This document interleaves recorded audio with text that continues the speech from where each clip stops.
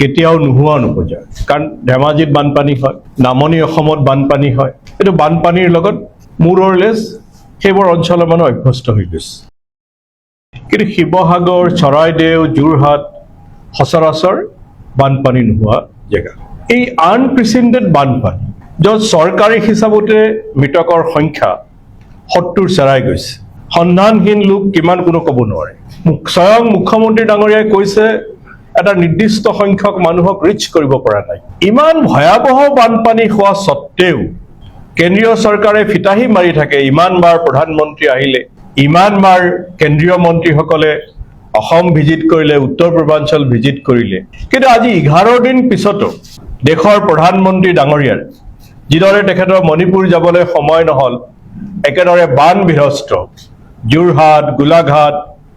চৰাইদেউ শিৱসাগৰ আহিবলৈ সময় নহল মই ধৰি ললো প্ৰধানমন্ত্ৰীৰ সময় নহল এই দুৰ্যোগৰ দায়িত্ব যিজন থাকে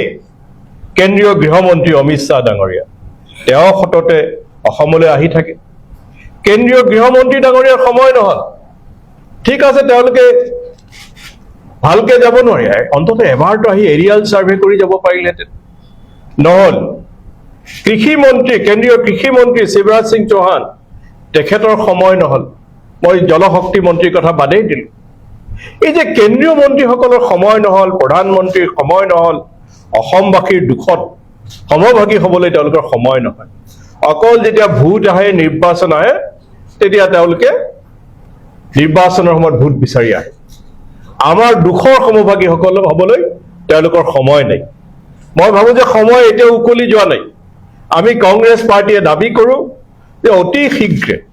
মাননীয় প্ৰধানমন্ত্ৰী আৰু মাননীয় গৃহমন্ত্ৰীয়ে অসম ভ্ৰমণ কৰি আমাৰ বান পৰিস্থিতিৰ বুজ ল'ব লাগে কি ধৰণৰ ক্ষয় ক্ষতি হ'ল কেন্দ্ৰীয় কৃষি মন্ত্ৰী আহি ক্ষয় ক্ষতিৰ বুজ ল'ব লাগে আমাৰ প্ৰদেশ কংগ্ৰেছৰ সভাপতি গৌৰৱ গগৈ ডাঙৰীয়া যোৱাকালি ইতিমধ্যে বিভিন্ন কথা কৈছে কিন্তু স্বয়ং বিধানসভাত জলসম্পদ মন্ত্ৰী বৰ্তমানৰ জলসম্পদ মন্ত্ৰী সুশান্ত বৰগোহাঁয়ে দিয়া তথ্য অনুসৰি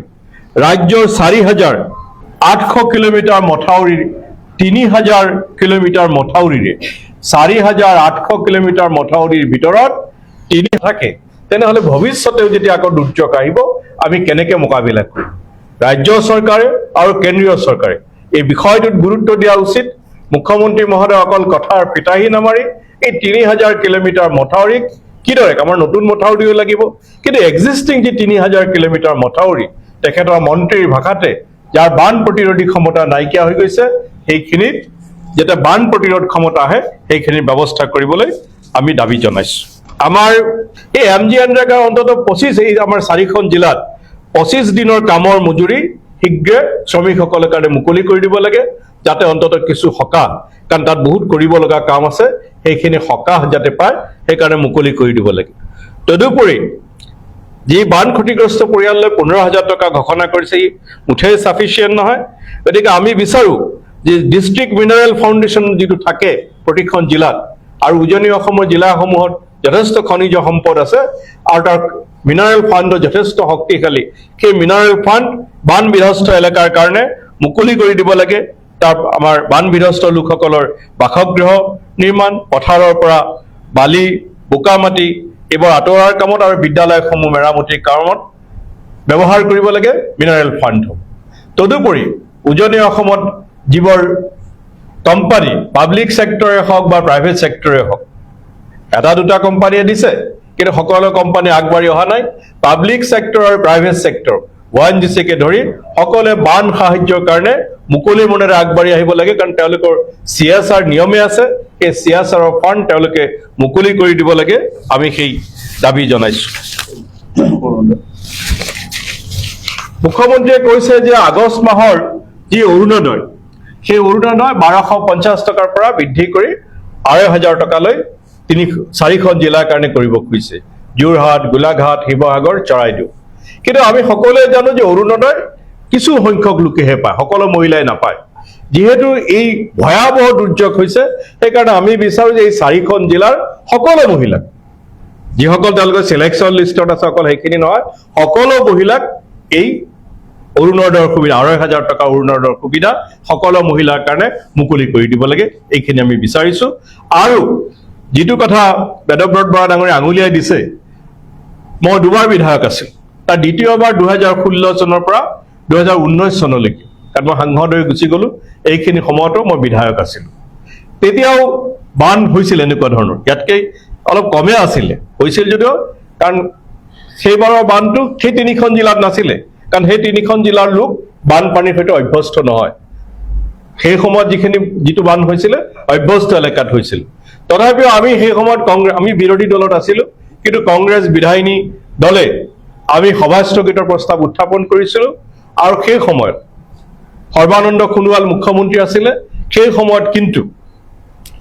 আমাৰ প্ৰস্তাৱ মানি সদন সাময়িকভাৱে স্থগিত কৰা হৈছিল, আৰু আমি সকলো বিধায়ক, শাসক বিৰোধী সকলো বিধায়ক আমি বান বিধ্বস্ত এলেকালৈ গুচি গৈছিলো। এইবাৰো আমাৰ কংগ্ৰেছ বিধায়িনী দলে এই প্ৰস্তাৱ উত্থাপন কৰিছিল, কিন্তু অতি দুখৰ কথা, যি সময়ত মানুহ বানত কক বগাই আছিল, অভ্যস্ত নোহোৱা মানুহে বানত কক বগাই আছিল, সেই দাবী চৰকাৰে নুশুনিলে। চৰকাৰে নুশুনাটো অত্যন্ত দুৰ্ভাগ্যজনক কথা। বোধকৰো আজি স্থগিত হ'ব, কিন্তু জোৰপুৰি সময় গ'ল, এতিয়া যি সময়ত যাব লাগিছিল সেই সময়ত নগ'ল, সেই সময়তে স্থগিত কৰি তুৰন্তে জনগণৰ কাষত, বানপীড়িতৰ কাষত শাসক বিৰোধীসকলে থিয় হ'ব লাগিছিল, যিটো স্থগিত নোহোৱাটো অত্যন্ত দুৰ্ভাগ্যজনক কথা। সৰ্বানন্দ সোণোৱাল ডাঙৰীয়াৰ নাম যেতিয়া মই ললো, আৰু এটা কথা মই ক'ব লাগিব, তেখেত এতিয়া আমাৰ শ্বিপিঙৰ মন্ত্ৰী, জাহাজৰ মন্ত্ৰী, তেখেত পৰ্টৰ বন্দৰৰ মন্ত্ৰী, তেখেত জলপথৰৰ মন্ত্ৰী। ব্ৰহ্মপুত্ৰক ৰাষ্ট্ৰীয় জলপথ হিচাপে ঘোষণা কৰা আছে, কেইবাটাও উপনৈক ৰাষ্ট্ৰীয় জলপথ হিচাপে ঘোষণা কৰা আছে, ঘোষণাতে শেষ হৈ থাকিল। আজি যদি ব্ৰহ্মপুত্ৰৰে নিয়মিত জাহাজ চলিলহেঁতেন, যিসমূহ জলপথক ৰাষ্ট্ৰীয় জলপথ হিচাপে, ৰাষ্ট্ৰীয় জলপথ কিয় ঘোষণা কৰিছে? জাহাজ চলাচল কৰিব লাগিব, সেইবোৰ যদি জাহাজ চলাচলৰ উপযোগী কৰিলহেঁতেন, তেতিয়া আজিৰ এই দুৰ্যোগ কিন্তু বহু পৰিমাণে নাইকিয়া হ'লহেঁতেন। কিন্তু নামত ৰাষ্ট্ৰীয় জলপথ হৈ আছে, তাত জাহাজ ধৰাৰ কথা আজিকালি নিয়মীয়াকে বহু উপনৈ এনেকুৱা আছে যে বাৰিষাৰ কথা বেলেগ, অন্য সময়ত তাত ভালকে নাও নচলে। গতিকে ডাঙৰ দপ্তৰ লৈ আছে সৰ্বানন্দ সোণোৱাল ডাঙৰীয়াই, কিন্তু কাৰ্যক্ষেত্ৰত জলপথৰ যি কাম কৰিব লাগিছিল, সেই কাম ভাৰতৰ অন্য ঠাইত কৰিব পাৰে, কিন্তু অসমত সেই কাম তেখেতে নকৰাৰ কাৰণে আজি এই ধৰণৰ অৱস্থাৰ সৃষ্টি হৈছে। গতিকে মই সৰ্বানন্দ সোণোৱাল ডাঙৰীয়াক অনুৰোধ জনাইছো, তেখেতৰ হাতত যি গুৰুত্বপূৰ্ণ জলপথৰ দপ্তৰ আছে, সেয়া অসমৰ স্বাৰ্থত ব্যৱহাৰ কৰক। আৰু আমি লগতে আৰু এটা, এইটো আমি আমাৰ দাবী পুনৰ দোহাৰিছো যে অসমৰ বানক ৰাষ্ট্ৰীয় দুৰ্যোগ হিচাপে ঘোষণা কৰিব লাগে। এই দাবী আমাৰ পূৰ্বতো আছিল। আমাৰ যেতিয়া তৰুণ গগৈ ডাঙৰীয়া, বহুতে এই কথা ক'ব খোজে তোমালোকৰ দিনত কিয় কৰা নাই, সেইটো বেলেগ কথা, কিন্তু তৰুণ গগৈ ডাঙৰীয়া মুখ্যমন্ত্ৰী থাকোতে তেখেতে অসমৰ মুখ্যমন্ত্ৰী হিচাপে বাৰম্বাৰ এই দাবী দোহাৰিছে, একেবাৰে অন্তিম কাৰ্যকাললৈকে এই দাবী দোহাৰি গৈছে।